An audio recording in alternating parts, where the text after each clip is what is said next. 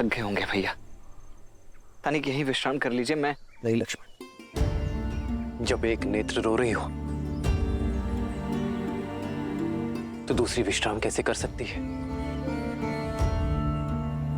मेरी सीता वहां पीड़ा में होगी, मुझे विश्राम करने की कोई आवश्यकता नहीं है। हमें शीघ्र ही माता शबरी तक पहुंचना होगा। आओ लक्ष्मण।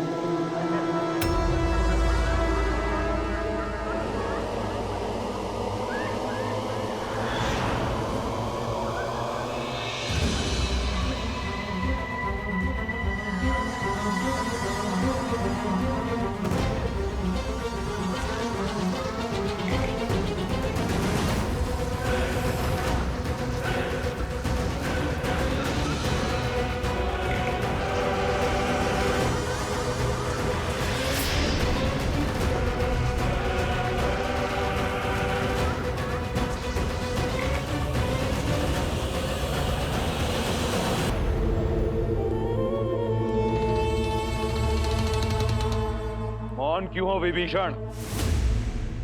आज मेरे किस निर्णय ने धर्म का वध कैसे किया, बताओगे नहीं? भैया, सत्य कहूं तो आपका एक कर्म भी अधर्म है और कर्म का कारण भी। भैया, सब कुछ तो है आपके पास, शक्ति, सुख, समृद्धि, मेघनाथ जैसा आज्ञाकारी पुत्र, पतिव्रता पत्नी। भूमिका मत बांधो, सीधा सीधा विषय पर आओ। भैया, स्त्री चाहे शत्रुकुल की ही क्यों ना हो, वो सम्मान की अधिकारिणी है और स्त्री का हरण अधर्म है, पाप है। भैया, आप देवी सीता को लंका में लेकर नहीं आए, बल्कि विनाश का बीज बोया है आपने अशोक वाटिका में। किसी की हाय नहीं लेनी चाहिए, मेरा परामर्श मानिए। प्रश्न समूचे राक्षस साम्राज्य का है।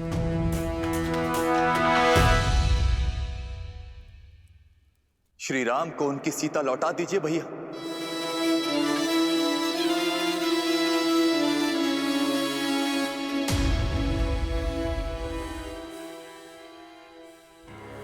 क्या आप सबका भी यही विचार है? दया आती है मुझे कि राक्षसों की सोच इतनी छोटी है। विभीषण, तुमने सबसे अधिक समय मेरे साथ बिताया है, परंतु फिर भी तुम मुझे समझ नहीं पाए।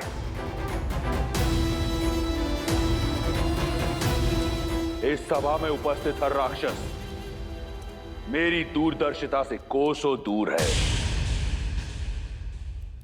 धर्म अधर्म के द्वंद्व में ये भी भूल गए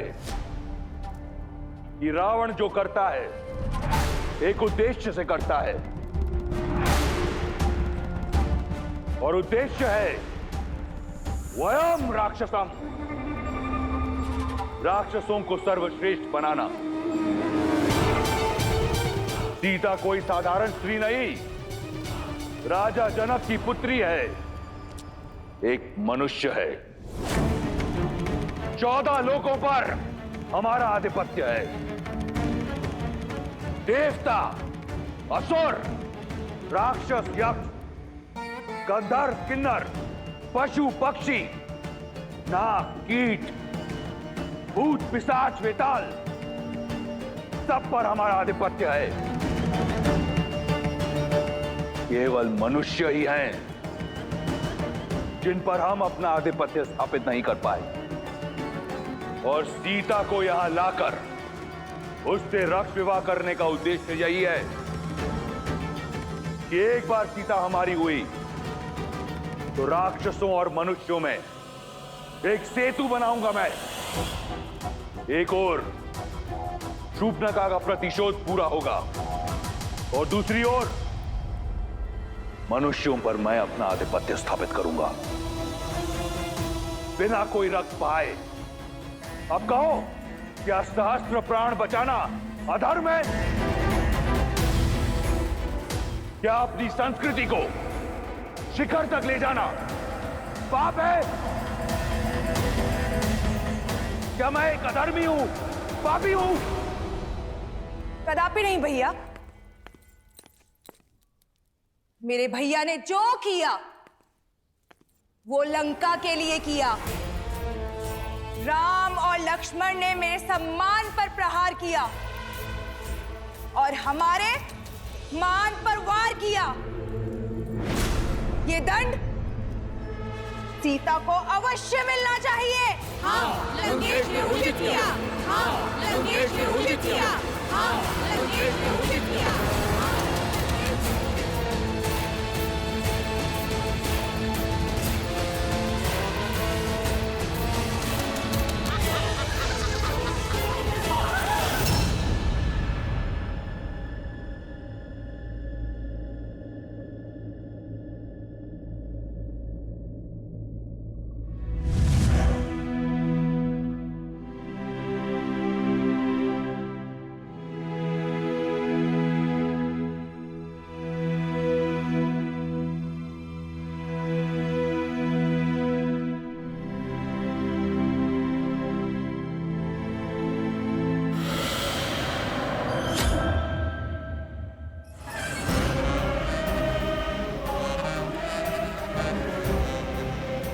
डरो मत,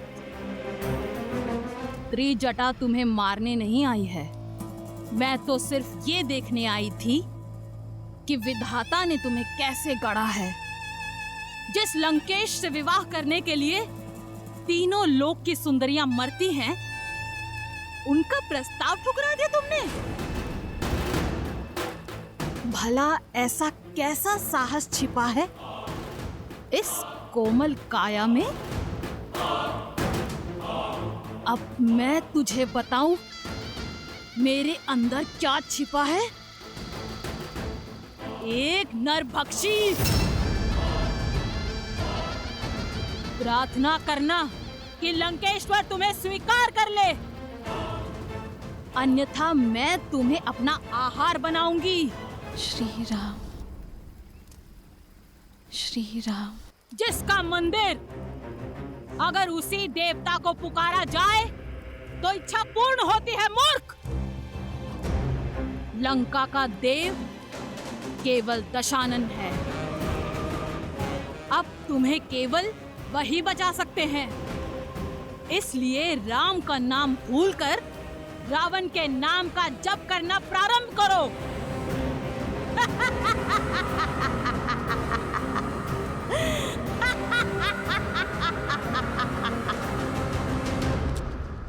अगली बार मेरे धर्म पर प्रश्न उठाने से पूर्व जान लेना कि मेरा उद्देश्य क्या है, अन्यथा मैं भूल जाऊंगा कि तुम मेरे भाई हो।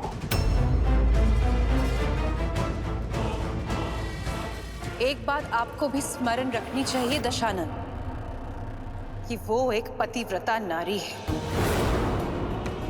उसके श्राप की शक्ति पूरे असुर साम्राज्य को लील सकती है। उस पर वो उस जाति से है जिससे आपको अभेदान नहीं है। इसलिए कुछ भी करने से पूर्व आप सोचिएगा अवश्य। सोच भी रहा हूं और देख भी रहा हूं कि पराई स्त्री की बहुत चिंता है तुम्हें। क्या मेरी बहन एक स्त्री नहीं? जब उसका अपमान राम ने किया तब उसने क्यों नहीं सोचा कि वो भी लील सकता है? क्यों नहीं कोसा तुमने उस राम और लक्ष्मण को जब उन दोनों ने मेरी बहन के अंग भंग किए? मेरे अजय भाई खर और दूषण और मेरे इतने सारे रिश्तेदारों का संहार किया। क्यों मौन थी तुम?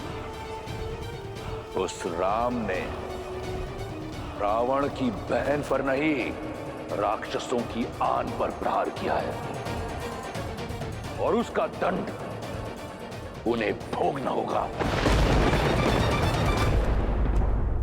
यह घटना संपूर्ण संसार के लिए एक सीख होगी कि रावण के अभिमान और लंका के मान पर यदि प्रहार हुआ तो उसका प्रतिशोध होगा।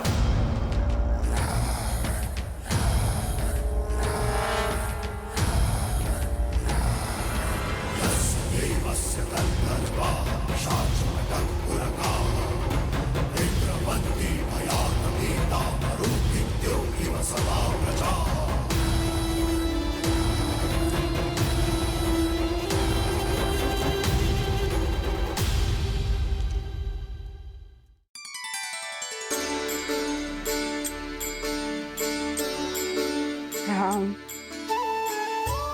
राम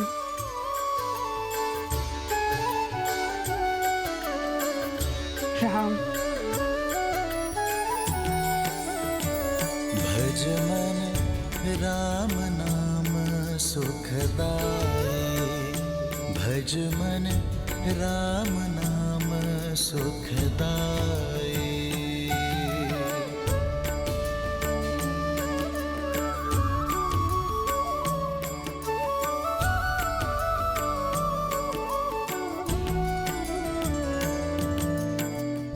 जी दर्शन से तर जाए नैया, तीही सूरत मन भाई। वो ही रघुवर की बन के मैया, चख चख बेर खबाई, चख चख बेर खबाई। भजुमन राम नाम सुखदाई, भजुमन राम नाम सुखदाई। राम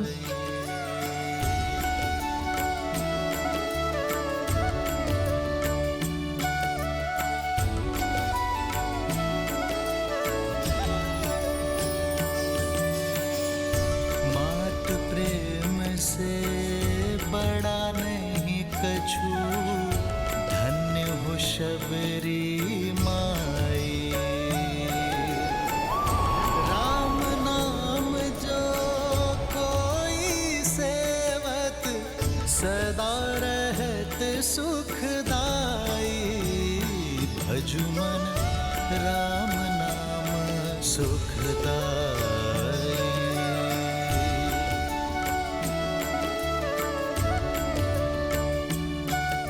राम राम आएंगे।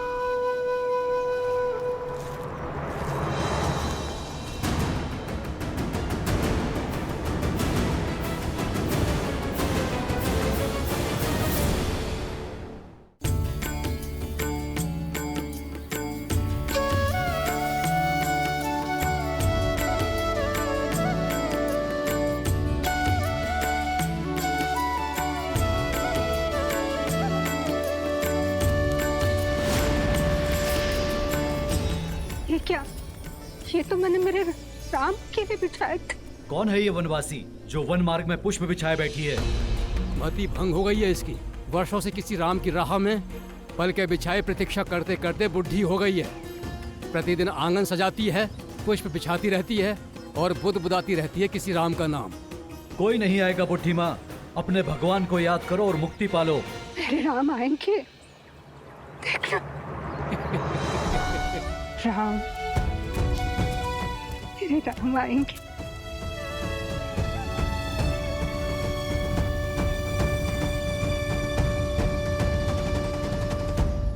आनंद तो प्रतीक्षा में है देवी। देखिए ना, देवी शबरी कैसे श्री राम के लिए प्रतीक्षारत है। सत्य तो यह है कि ये इस श्री राम गाथा का अत्यंत महत्वपूर्ण पल है। परंतु महादेव, श्री राम से तो कितने ही प्रेम करते हैं, फिर शबरी उनकी यात्रा में इतनी महत्वपूर्ण क्यों? जीवन में हमें दो ही प्रकार के व्यक्ति मिलते हैं। एक वो जो जीवन यात्रा में मिलते हैं, दूसरे वो जो हमारी जीवन यात्रा को दिशा देते हैं। देवी शबरी उसी श्रेणी में आती हैं जहां एक और श्री राम का जीवन शौर्य, प्रतीक्षा और विश्वास की जीत की यात्रा है, तो वहीं दूसरी ओर देवी शबरी उसी यात्रा का प्रतीक है जो अपने धैर्य, भक्ति और समर्पण के कारण एक ऐसा पुष्प बन चुकी हैं जो अनंत काल तक श्री राम गाथा को महकाती रहेंगी। देवी, सत्य तो यह है कि देवी शबरी के चरित्र में से यदि कोई एक भी गुण कोई मनुष्य अपने चरित्र में समाहित कर ले तो उसका जीवन धन्य हो जाएगा। अद्भुत। जिस शबरी के गुण गाते स्वयं महादेव नहीं थक रहे हैं, उस शबरी का परिचय मुझे भी दीजिए। अवश्य देवी। भीलों के कुनबे के एक मुखिया लखुता भील की इकलौती पुत्री थी शबरी। भोली, पवित्र, जो भौतिक नहीं मन के सुख चाहती थी। माता पिता ने छोटी आयु में ही शबरी का विवाह निश्चित कर दिया, परंतु शबरी, भक्ति और वैराग्य में लीन शबरी विवाह के बंधन में बंधना स्वीकार नहीं कर पाई। अपने घर परिवार को सदा के लिए छोड़ शबरी पंपा सरोवर के तट पर आ पहुंची।